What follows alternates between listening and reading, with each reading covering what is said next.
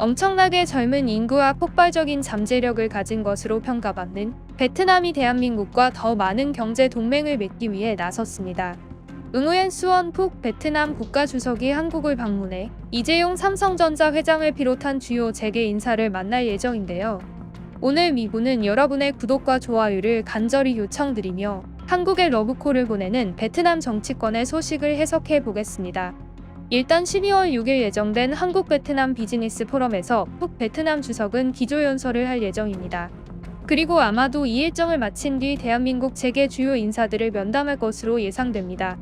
특히 베트남 소식통을 종합하면 푹 주석은 삼성전자를 비롯한 한국 기업의 베트남 투자 확대를 위해 굉장한 카드를 준비하고 있으며 내친 김에 최소한 업무 협력 정도의 성과는 안고 돌아가겠다는 의지가 강하다는데요. 베트남 푹 주석은 총리로 재직 중이던 2019년에도 한국 베트남 비즈니스 포럼에 참석해서 이미 대한민국 주요 재계 인사들과 얼굴을 익혀둔 사이입니다. 그리고 그때 면담의 결과로 삼성전자는 베트남 하노이에 있는 삼성 연구개발센터에서 현지인 엔지니어 3,000명을 채용하겠다고 약속했는데 실제로 이 센터는 올해 안에 완공을 눈앞에 두고 있습니다. 이러한 베트남의 최근 상황을 보면 대략 어떤 논의가 오갈 것인지 짐작이 됩니다. 현재 베트남은 원전 건립과 스마트시티 구축 등에 집중하고 있는데요. 대한민국의 원전 기술력과 함께 스마트시티에 들어가야 할 최첨단 IT 기술을 원하고 있는 것으로 추정됩니다. 이미 삼성전자와 LG전자가 베트남을 해외 주력 생산기지로 가지고 있으며 현대차그룹과 롯데그룹도 스마트시티를 비롯한 주요 투자를 집행하고 있으니 이번 투자 논의는 말 그대로 1,000원 더 2,000원 더를 외치는 지속 투자 확대 개념이 될 것으로 보입니다. 반대로 우리도 베트남과 사업을 강화하면서 얻을 것이 꽤 쏠쏠한 것으로 평가됩니다. 일단 베트남은 중국에 이어 세계에서 희토류가 두 번째로 많이 매장된 국가인데요. 대한민국 기업들이 베트남과 더욱 공고해질수록 전기차를 비롯해 최첨단 IT 기술의 필수 요소로 꼽히는 희토류를 손쉽게 공급받을 확률도 높아집니다. 게다가 대한민국 재계에서도 물밑에서 베트남 투자 강화를 모색하고 있는 이유로는 탈중국 행보 때문입니다.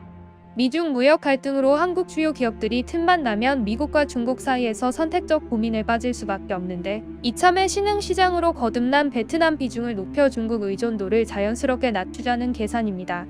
다만 베트남도 이런 대한민국 기업들의 의중을 알고는 있습니다. 실제로 베트남은 최고 수준의 대외 협력 관계인 포괄적 전략적 동반자 관계를 중국, 러시아, 인도까지 세계 국가와만 맺고 있을 뿐 아직 대한민국과 이 정도 수준까지의 경제 동맹을 맺고 있지는 않습니다.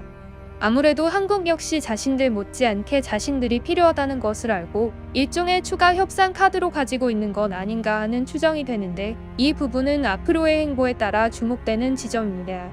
중요한 건 현재 베트남에 진출한 한국 기업이 9,000여 개에 이를 정도로 이제는 베트남 경제에서 대한민국을 빼놓고는 얘기할 수 없는 상황이 되었다는 것입니다. 게다가 베트남 통계청에 따르면 1988년부터 2021년 말까지 외국 기업의 누적 투자액에서 한국은 일본과 싱가포르를 제치고 당당히 1위에 올랐습니다. 그만큼 한국 기업이 베트남에 투자해 서로 윈윈하면서 베트남 경제 자체의 엔진이 되었다는 뜻입니다. 구태여 과거의 역사까지 거론하자면 사실 한국과 베트남은 누구나 알듯 과거 전쟁의 틈바구니 속에서 적으로 싸우기도 했습니다. 하지만 세월이 흘러 어느덧 대한민국과 베트남은 수교 30년을 맞았고 이제는 서로가 서로에게 필요한 경제 동맹국이 되었음은 틀림없는 사실입니다. 이쯤 되면 경제 문제 앞에선 영원한 적도 영원한 동지도 없다는 말이 새삼 떠오릅니다. 사실 제1차 세계대전과 제2차 세계대전 모두 경제 문제에서 촉발했다는 것이 주된 주장으로 받아들여지는 것도 이 때문입니다. 이제는 총과 칼이 아닌 화폐와 경제가 전 세계에도 다른 대리전이 된 만큼 한국과 베트남의 경제 동맹이 오래오래 지속되길 바라면서 이상 미네르바의 부엉이 리뷰 오늘 소식은 여기까지입니다. 감사합니다.